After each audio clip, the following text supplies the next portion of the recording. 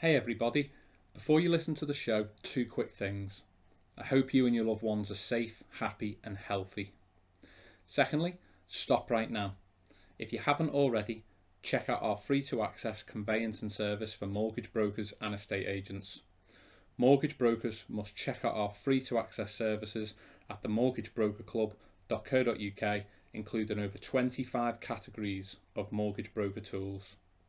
Stay well, and I hope you enjoy the show. Welcome to the MLC show for property professionals. I'm your host, Sean Rogers, and I am delighted to be joined on today's show by Chris Dawson, director of Six Door Limited. After spending over 20 years in the sales arena, Chris has held nearly every role, from door-to-door canvassing through to national sales management and training for FTSE 100 companies. Chris trains and develops teams nationwide, including clients ranging from BT, Canon Europe, through to smaller Earth, Hilton Group and ACC. Chris is also a fellow of the Institute for Sales Management and a member of the Association of Neuro-Linguistic Programmers. Teaches sales skills at the University of Liverpool and helps salespeople around the world with the digital Sales Dojo. It's a bit like TED Talks for the sales industry. The Sales Dojo is also a podcast and clubhouse room. On today's show, we're going to be picking Chris's brains on growing and retaining your B2B introducer relationships, overcoming clients' objections, converting more sales, and increasing repeat business. Chris, I hope all that didn't make you blush. It's a very impressive CV, so I wanted to make sure that we read that out. How are you, and how has your start to 2021 been?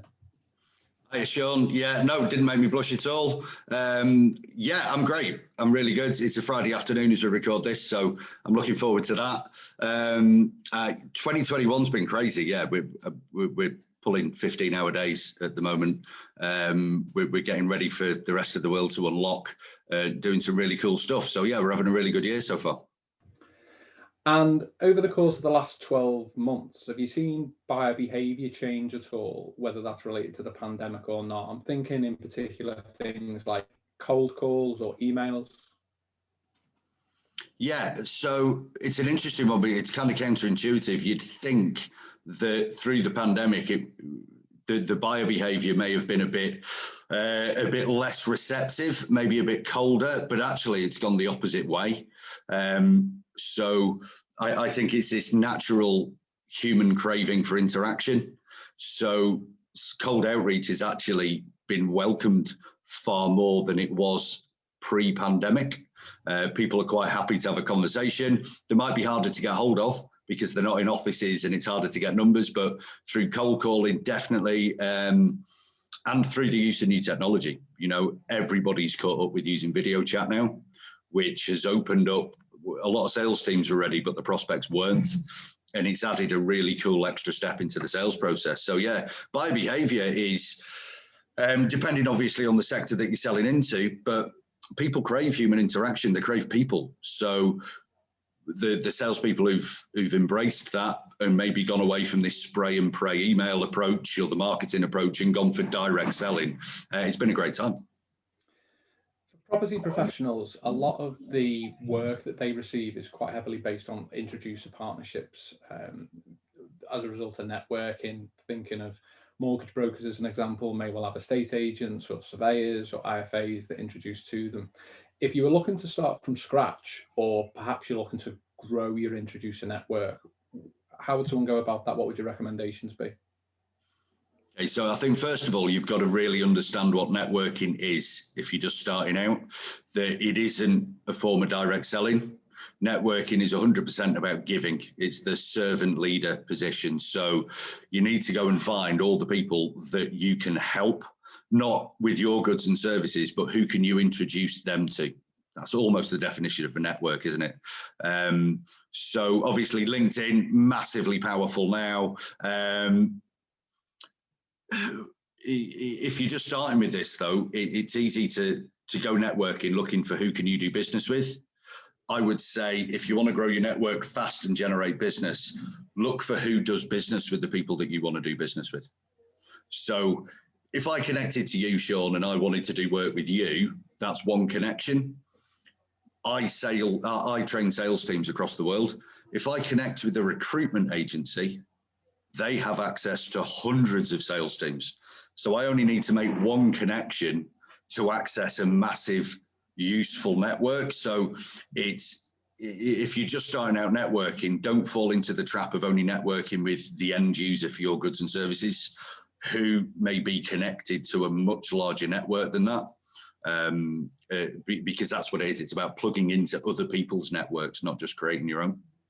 And when you've got those kind of partnerships and you're working well together, you could go through a spell where, for whatever reason, the work drops off, or in such a competitive market, people will be wanting to take that introducer from you. How do you try and build such a rapport that, unless there was an absolutely ludicrous offer or set of circumstances, that relationship would stay loyal, if you like, that you'd have it nice and set in concrete? So first of all, I think you've got to be really realistic that loyalty doesn't truly exist, because this is in the B2B world. Because if somebody came to me and said, we can give you a far superior product at a superior price, a better price that would increase your margin, save you all this stress, Chris, and I believed them, then I'm going to do it. This is business at the end of the day. However, there is rapport, there is ties there that you can only get them as strong as you can. For me, the best way you can do that is get your client a client. If you act as an introducer, if I generate you business, then you're not going to want to sabotage that relationship. So if I'm always, and goes back to your networking, if you were a client of mine, Sean, but I regularly sent you leads, introduced you to people who then went to do business with you, I'm now not a supplier-customer relationship. I'm just a member of your team. And that creates a massively superior bond. So, I mean, there's a million ways to go about this, but if you wanted a top tip, it would definitely be always look through your network for who could you create business for your customers with, because that's the fastest way to, it's not an unbreakable bond, but it's a really strong one. And converting leads, that's, it's all very good having the introducer partnerships, whether you're getting them online, whether they're referrals from another introducer. I suppose, especially when they're being referred to you from an introducer, really looking after them and getting that good feedback is crucial. What would your advice be, especially in such a competitive market, for trying to maximize the conversion rate, if you like, from lead to signed up client? So a lot of people make the mistake here that think it's all about clever negotiation skills, or, to use 1980s sales language, closing people down really quickly. It's far simpler than that. In the relationships that you're building there, it's about moving people through the sales pipeline as smoothly as possible. And the best advice I would give on that is keep your funnel as filled as possible. It's all about being aggressive at the top of the sales funnel. So if you're halfway through the sales process with an organization and they may be considering your competition, or they're ghosting you, or, all these things that happen in the modern world, if you've got an empty sales pipeline and you desperately need that customer, you'll make mistakes. You won't ask the important questions. You won't be confident enough to walk away, and you'll end up in a bad place. If you've got a completely full sales pipeline, because you're always prospecting every week, when you are halfway down that pipeline or moving people forward, you'll ask the right questions. Everything about you will be more confident. So if you want to convert them, you have to be able to not worry about converting them. And the only way to do that is to have an incredibly full top of your funnel. It changes the questions you ask, the confidence you have, how hard you push people, your willingness to walk away. Just don't forget, in every deal, you're 50% of that deal. If you're not, then you're losing. So yeah, keep your sales funnel as full as possible.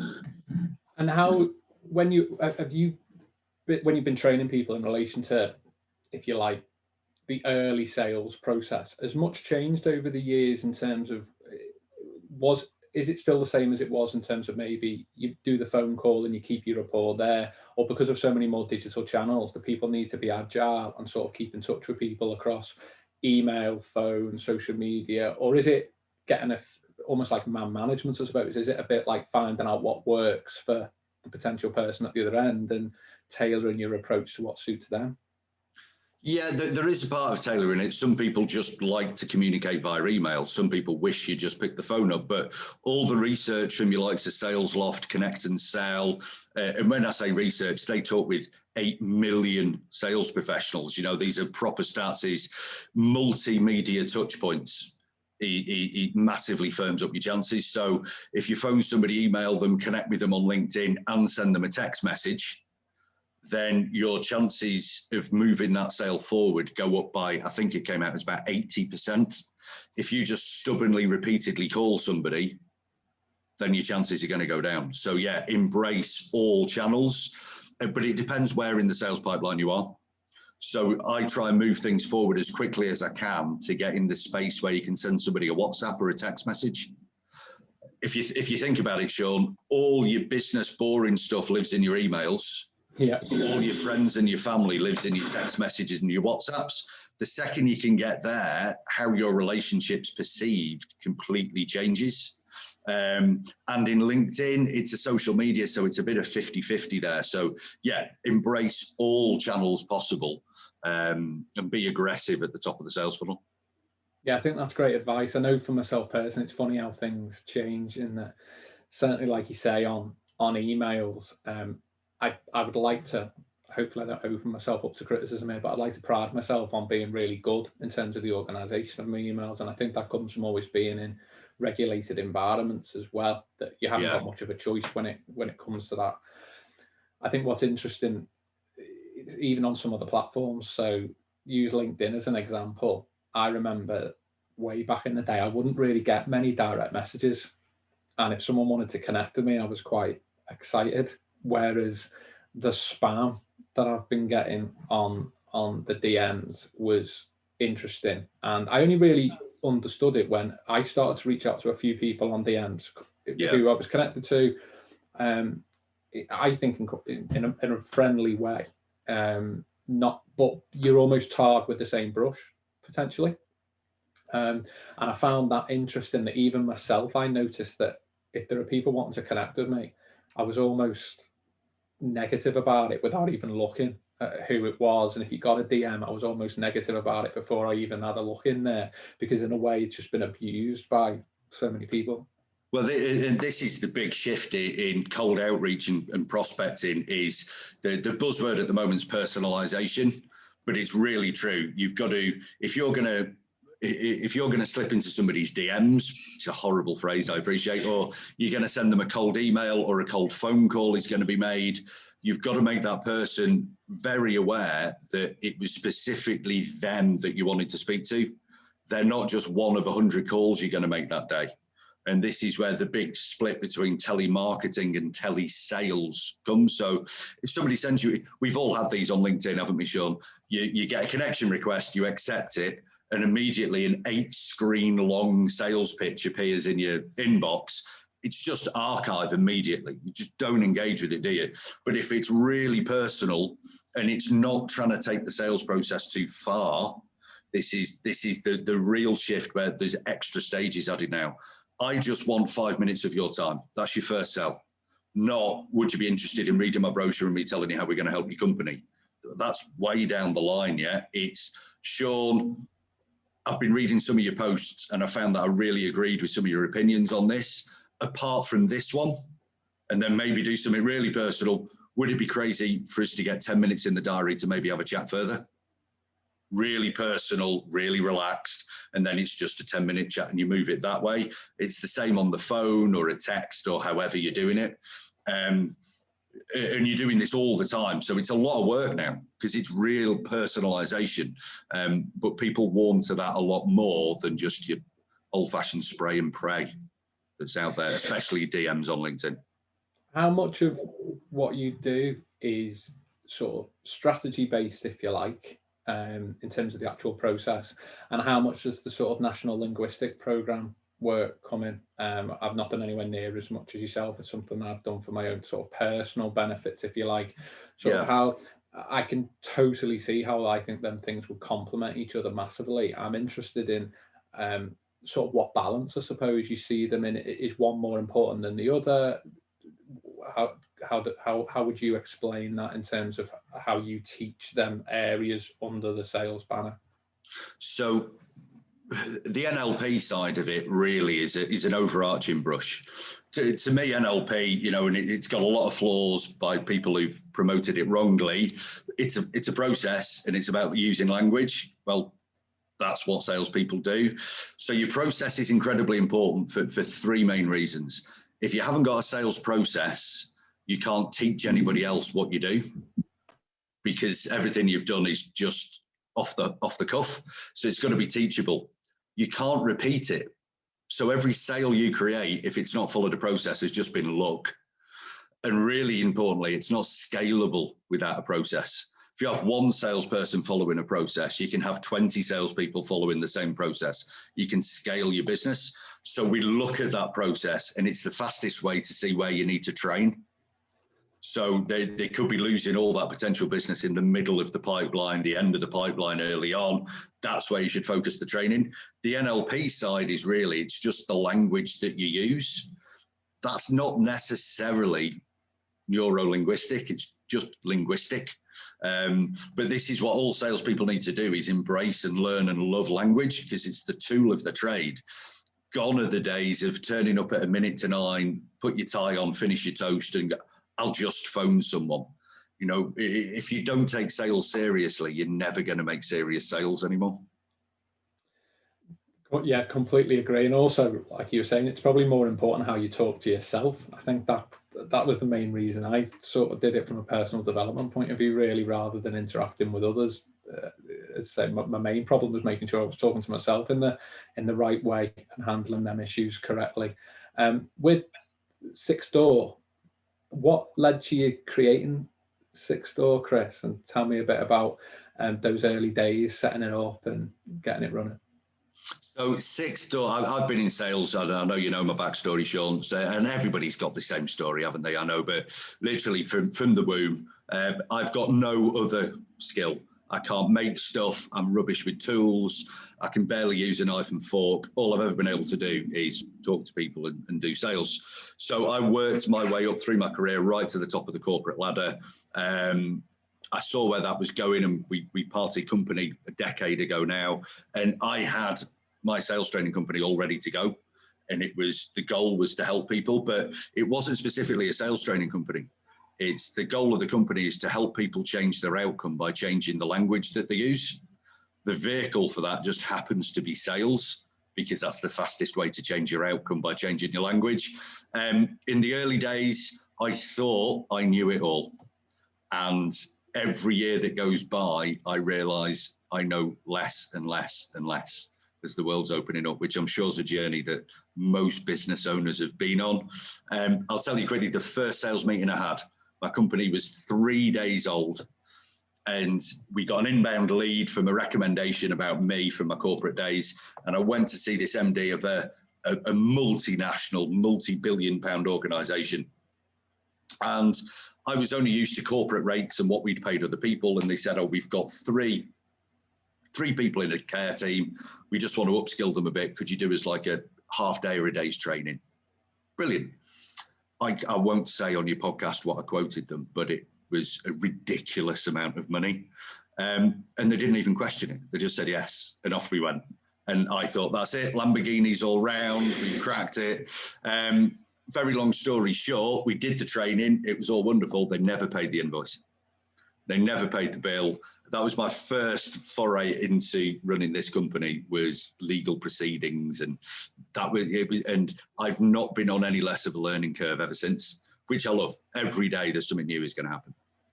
And it's interesting in the course of the last decade, because there's probably, I mean, who knows what will be the next decade? Maybe it'll be similar, but possibly in the last decade, there's just never been so many changes potentially in terms of human behavior, sales.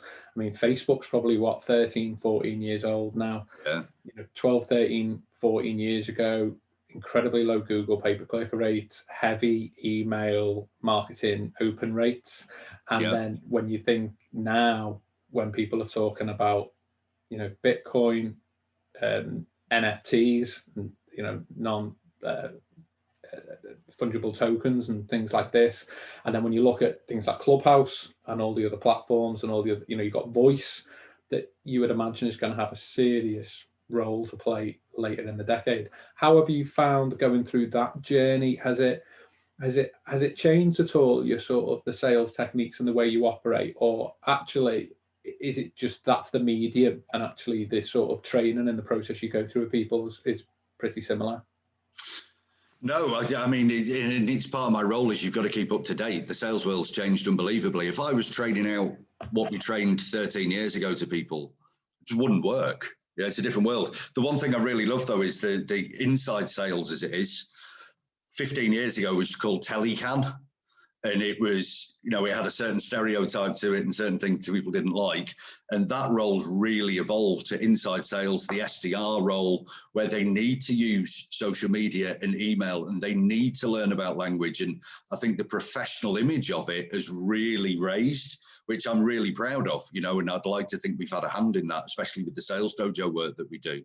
But yeah, we've, like all businesses, you've got to keep up. When the sun rises in the morning, you've got to get running. And the world's never changed as quickly as it changes now.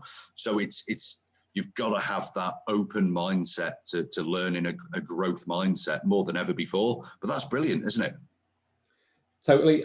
Could you give us some examples of how you help businesses or how you help professionals? Give us some examples of what it actually looks like in process in terms of you coming in, what that entails, what that looks like for the end client. Yeah, so it's split into a number of factions, and especially with the way the world's been, we help smaller businesses who maybe haven't got a training budget, and they say, we've got one salesperson. Okay, we'll run open courses where you can buy a seat and you come online and you learn a set course, which you only buy a ticket for the course you think will help. So it could be B2B cold calling, it could be negotiation, what have you. The 90% of the work we do is all very, very tailored, though. So the process would work. An organization like Camp America, Smaller Earth, a hotel chain, whatever, would approach as an engineering group and say, right, we've got a team of 15 inside sales reps. They're on the phone every day. They're trying to set demos for our account execs, etc. Our numbers are down. Their dial rate's up. We're just not getting there. What can we do? So the first thing we do is a 360. No pressure. No pressure, no. We want to listen to those calls. We want to get to know the team. We want to hear exactly what they're saying, what they're doing, how much of that they're doing, as much information as we can.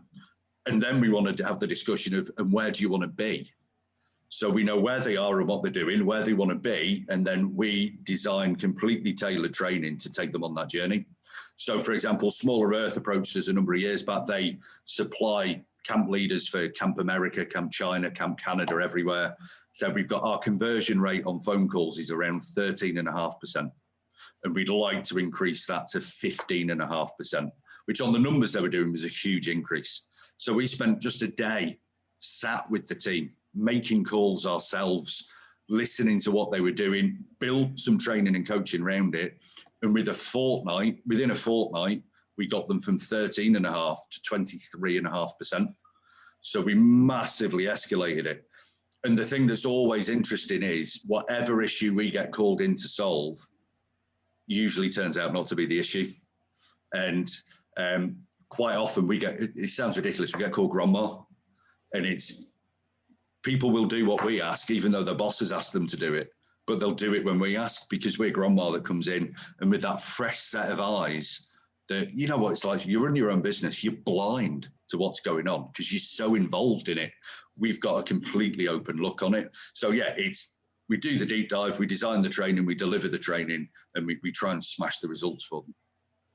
Yeah, it's funny when you said grandma, I was going to call you a physio, because that's quite often what a physiotherapist says, actually, that you come in with your back problem as an example, and they actually go, it's your hamstrings, it's your sciatic nerve, it's et cetera, et cetera. And I think it's great what you're saying, that I don't know what I was expecting really, but it was just a pleasant surprise that you said, we get our hands dirty, because I think that's something in my journey, if you like, if I could go back in time, I think something that leaders, managers, supervisors don't do is they probably got to the position from getting their hands dirty, if you like. They've got to manage the restaurant because they flip burgers originally.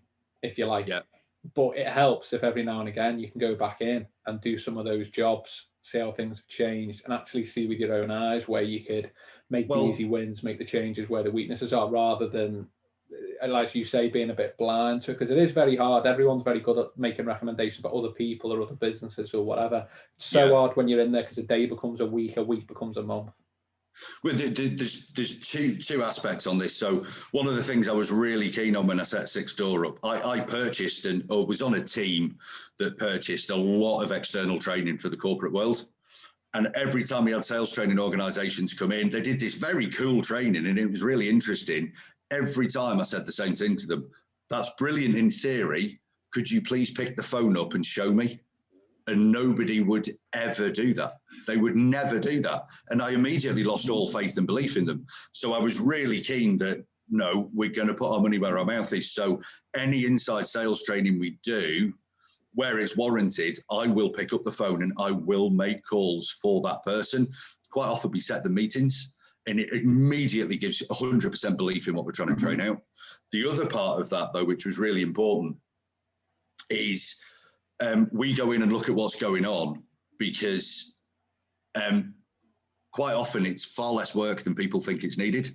So a number of years back, big nationwide company approached me. We got a field sales team. We've got 15 field sales agents with a company car, a massive salary, an expense account, everything else. They're around the UK and we're just not closing the business. We think they're not working properly, they're shy, and they had a real dig at the sales team. We need you to do this training. And we have to say, well, okay, but we'll be the judge of that. So I just went out on the road for a few days with some of the reps, and you know what, they were brilliant. They were absolutely brilliant. But one part of the sales process let them down. We'd sit a meeting for an hour, we'd drink cups of tea and we'd make the rapport and the small talk, and it was all lovely. And then they go, well, it was so nice to see you, Sean. Listen, why don't I give you a call in a couple of weeks and we'll sort out another meeting? And Sean would go, yeah, that's great. And off we go. And then they'd wait 2 weeks and they'd phone Sean and he wouldn't answer. So they'd wait another week and they'd phone him again and he'd answer, but he was busy. So then they'd send him an email a week later. And this went on.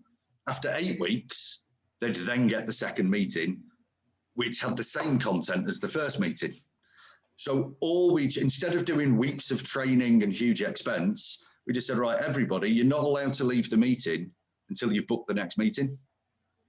So now they go, Sean, lovely cup of tea, thanks. It was great talking about that. Listen, while we're here, get your diary out. Why don't I come in next week on Thursday? I'll bring that sample for you and we'll discuss this, this, and this. And Sean would go, yeah, that's brilliant. All of a sudden, that 8 weeks was 1 week. That one tiny tweak, and it completely changed the results because it took 90% off the sales cycle for them. And it's where we shoot ourselves in the foot quite often. If you want to look at it in ones and noughts, they were already with a huge training budget, and we said, no, let's do a 2-hour session with them. And that was it. And it got them the results. So it's imperative that you do that research. You really look into what's going on. Yeah, I think that's great. And I think for me as well, it's great what you're saying there, because I think that's the other thing for leaders, which I'm quite big on, which so few people do. I wouldn't expect owners to do it, but certainly people at management operational levels. And it's so hard to do, but I do think that you have to have a little go at most things in the business and possibly prioritize the things that you're looking at outsourcing or have got a big cost to them. So you might not want to bother yourself over the little things, but like say you were going to invest in marketing. Perfect example. Yeah. That's something that I do think you need to get your hands a little bit dirty on, or at least put the time in to do the research on it, so that when people come to you for that beauty parade of options, and you might be able to, now it doesn't matter, you might be committing £2,000, but it might be the most precious £2,000 to you because you're a self-employed professional and this really matters. It might be that you're a bigger business and you're committing 200 grand, but this isn't assured. This has to work, and yeah, we can dip our toe in the water. And I think it's very difficult to have a beauty parade of people come and sell to you, for want of a better phrase, and go through the options if you ultimately haven't got a clue what it is, especially when it comes, I think, to marketing, websites, digital things. Because even myself, like a lot of the people who are at decision maker level, they've gone through quite an academic journey, or I don't know about you with your corporate background, but quite like an academic journey. So if you're self-employed, you've got to know everything about pretty much everything, haven't you? Like your accounting, your marketing, everything else. When you're going through a corporate journey, I haven't got a clue about a website or what they cost, or whether you go HTML or WordPress or a template, or what's working in marketing or anything else. And then all of a sudden you've got a big budget and you're the one who's got to choose which organization to go with. And really, what are you basing it on? It's really difficult. Testimonials, well, by the time you got to that stage, everyone's got them. Who you have a rapport with, quite often that ends in tears, because sometimes the people you least get on with, sometimes the best at their job. So I think that is huge to have that little bit of understanding. And like I say, the good thing for you is even if they haven't done that, you going in and do that job for them. This is where all salespeople should get really good, and this is where you get that partnership, that loyalty. Is the biggest part of your sales process should be discovery. It should be properly questioning and properly listening to your prospect about what their issues are, because quite often your prospective customer isn't even aware of what their issues are, or the extra ones. And it's your duty as a salesperson to, you're that doctor in that relationship. I wrote about this the other day, Sean, you might have seen it, that, you don't go to the doctor and say, I've got a headache. And he goes, all right, take 2 of these. The doctor says, okay, where? How long have you had that headache? What do you think's causing it? Have you got any other symptoms? What have you tried to get rid of that before? Is there a family history of headaches? And they go down and down and down. And if they're still not sure about what to prescribe you, they'll go, well, actually, I think we need to refer you to. They'll keep going. It's very tempting in sales. And again, it goes back to, if your pipeline's empty and you're desperate for that deal, the second your prospect says, oh, well, we got a bit of an issue with this. Oh, we can help with that. And you immediately prescribe your solution. And you miss out all the other world of opportunities. And even worse, you might give them the wrong solution. So if you're confident enough to not rush that and do a proper deep dive with them, one, they're going to love you far more because you genuinely have their best interest at heart. You're not the stereotypical salesperson who's just trying to get a deal, and you get a far longer term customer for that, and you open up a world of possibilities.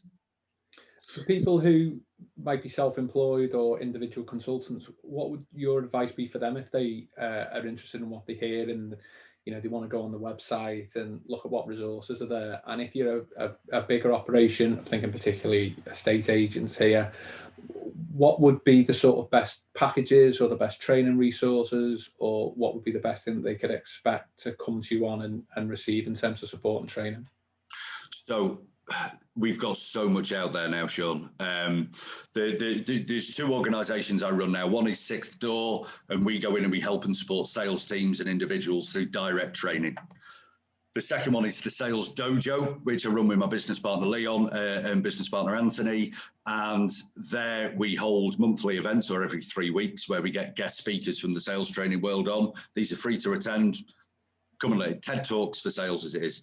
We've also got the Sales Dojo podcast. We run a clubhouse room. We do live sales calls on Clubhouse for you to listen into.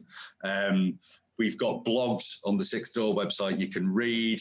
Ultimately, if you want to learn more, just get in touch. I'd love to have a chat with anyone.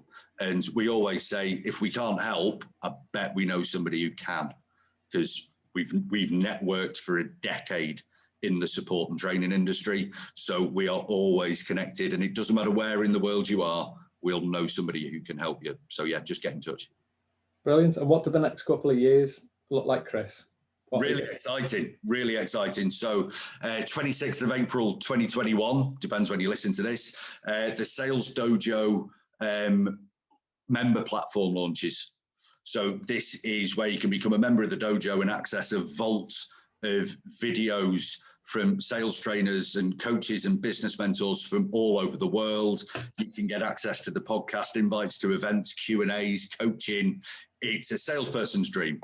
So that we've been building this for 12 months now. We're really excited to launch that. Sixth Door's growing and growing and growing, and we've got a lot more international trade now. So we work with people in Melbourne, in Canada, in Poland, all over the place. I'm not going to mention a book because I've been trying to write that for ages and it's not happening. So we'll maybe mention that in another 12 months.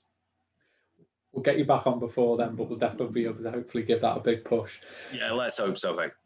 That's it for this week, everyone. Thank you, Chris, for being such a fantastic guest, and thank you for listening. Please check out Chris Dawson on social media. I know he's really active on LinkedIn in particular, and Six Door website. We'll be posting links to Chris, Six Door, Sales Dojo, and everything on our website and across social media too. Please share and spread the word about the MLC show for property professionals. If you listen on Apple Podcasts, I'm going to be cheeky as ever and ask for that 5-star review. And remember to check out the products and services at mortgagebrokerclub.co.uk. But more importantly, please take care and stay well.